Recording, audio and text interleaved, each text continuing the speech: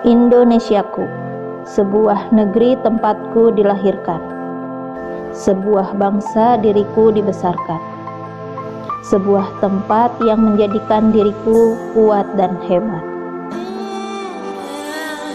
Indonesia dengan segala pesonanya, negara kepulauan terbesar di dunia dengan Jakarta sebagai ibu kotanya, memiliki lebih dari 17.000 pulau. Kalimantan, Jawa, Sulawesi, Sumatera, dan Papua merupakan pulau utama di Indonesia. Indonesia, negeri tumpah darahku. Sejauh mata memandang, tampak jelas engkau begitu hijau. Setiap sudut darimu mengukir setiap cerita yang berbeda. Perbedaan yang ada tidak membuatmu terpecah belah. Indonesia, negeri berjuta keindahan dari Sabang sampai Merauke. Beragam bahasa, adat istiadat, dan pulau-pulau yang indah. Tempat berbagi berjuta cerita, suka maupun duka. Indonesia, negeri kebanggaanku. Tidak akan pernah sedikit pun aku rela dirimu direnggut. Aku putra-putri bangsa ini, senantiasa akan berkorban sepenuh jiwa dan raga hanya untukmu, Indonesiaku tercinta. Karena Indonesia istimewa.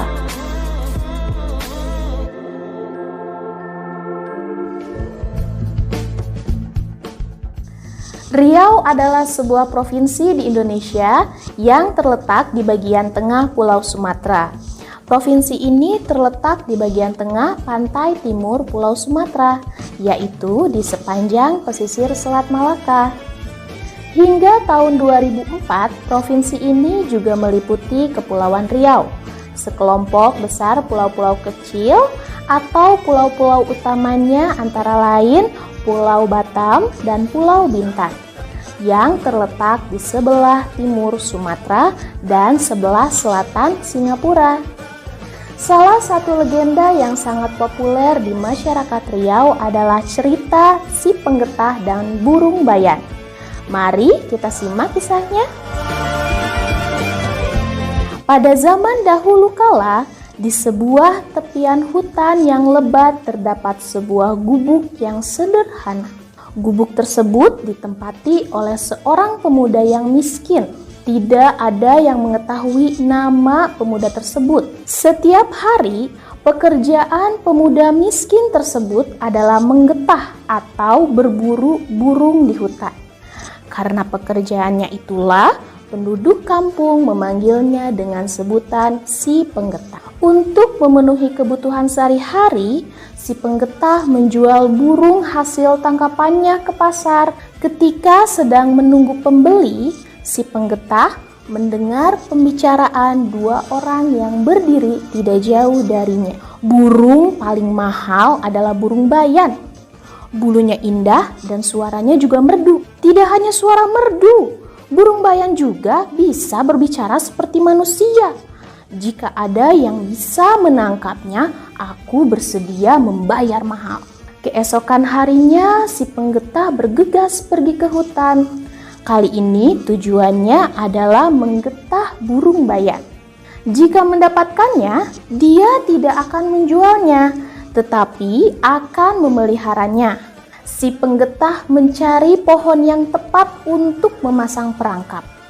Setelah beberapa kali mencari, akhirnya Si Penggetah memasang perangkap pada sebuah ranting pohon yang kering.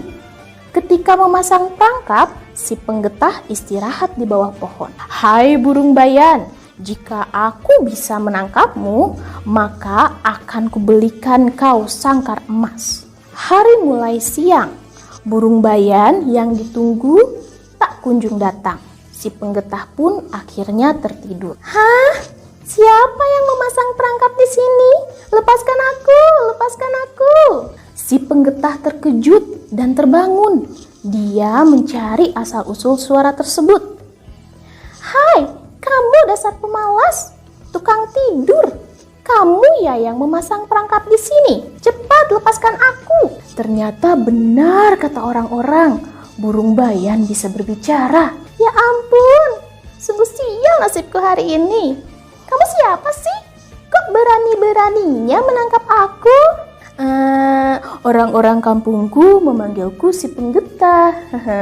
Yah, sudah nasibku jadi tawananmu. Sebenarnya aku sudah berjanji, jika berhasil menangkapmu, maka aku akan membelikan sangkar emas.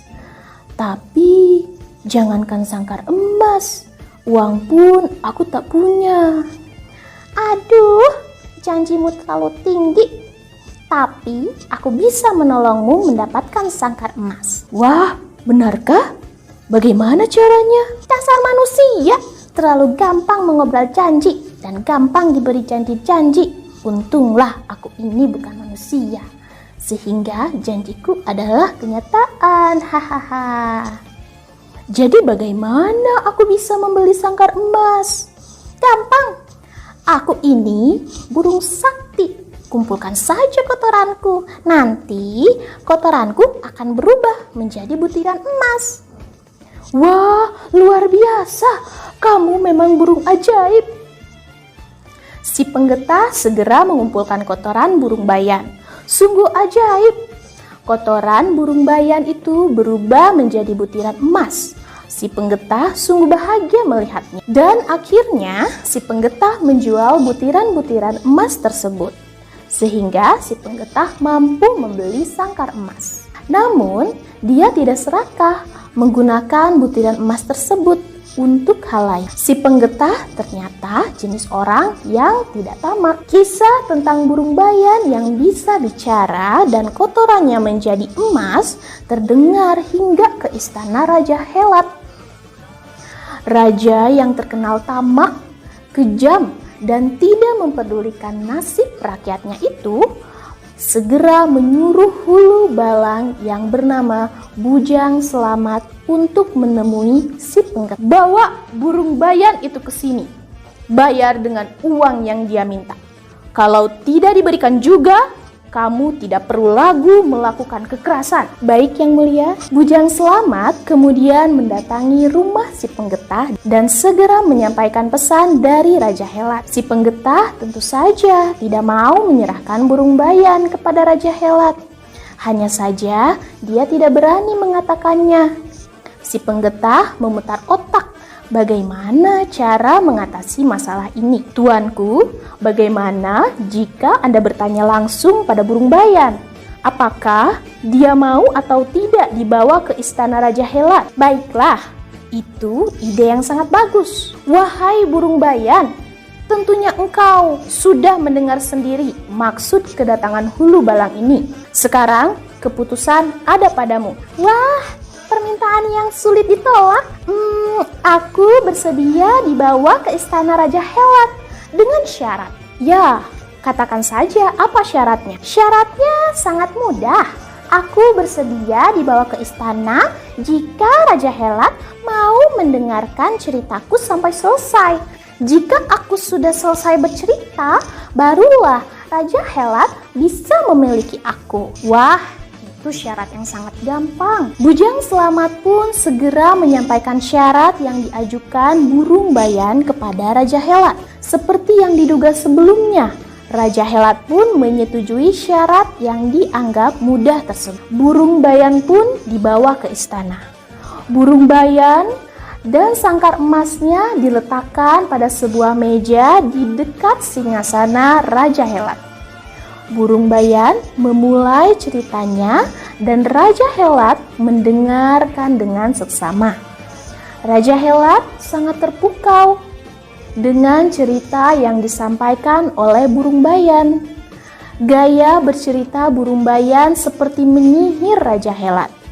Ketika Raja Helat sedang asyik dan penasaran mendengar cerita yang disampaikan burung bayan, tiba-tiba burung bayan menghentikan ceritanya. Wahai burung bayan yang pandai berbicara, kenapa engkau tiba-tiba menghentikan ceritamu? Hamba akan melanjutkan cerita jika yang mulia berkenan memberikan segantang emas, makanan, dan minuman. Tiba-tiba saja Raja Helat terkejut bukan kepalang mendengar burung bayan meminta segantang emas.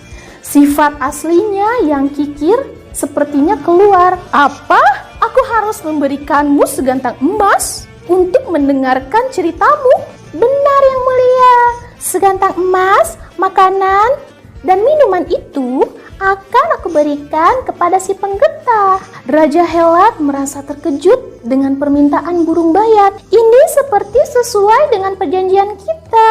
Pemilik hamba saat ini adalah si penggeta. Jadi, yang mulia harus membayar pada pemilik hamba saat ini. Si penggeta pun diminta datang ke istana dan Raja Helat mengabulkan keinginan burung bayan untuk memberikan segantang emas, makanan, dan minuman kepada si penggeta. Setelah permintaannya dipenuhi, burung bayan melanjutkan ceritanya kepada Raja Helat.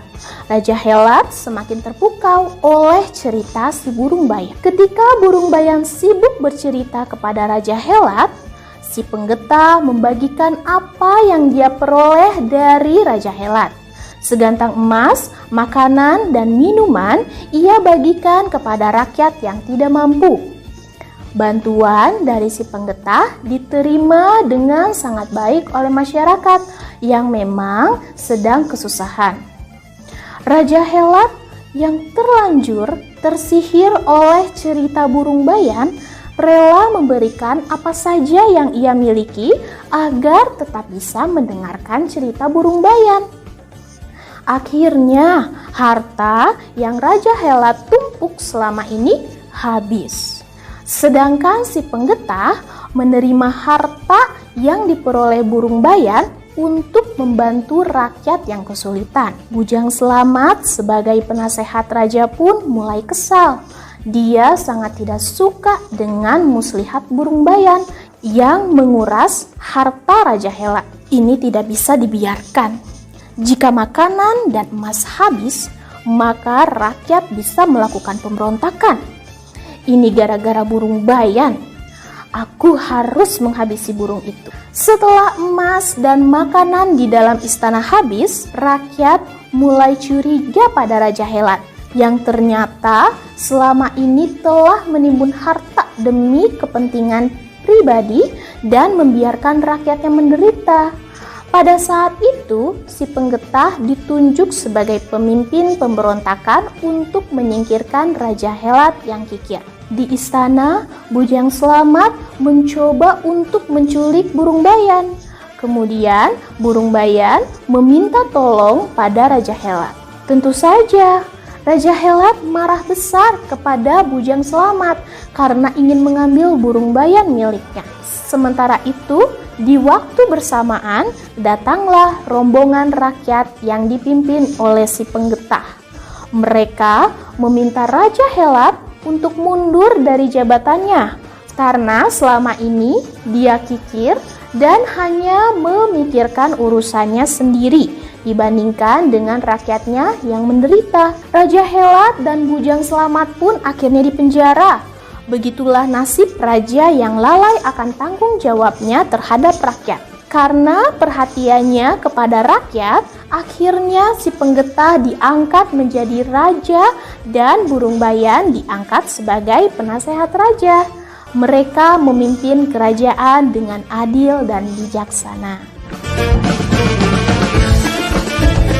Hai penggeta, enak saja kamu sudah jadi raja, tapi membiarkanku masih di dalam sangkar emas ini. Cepat keluarkan aku.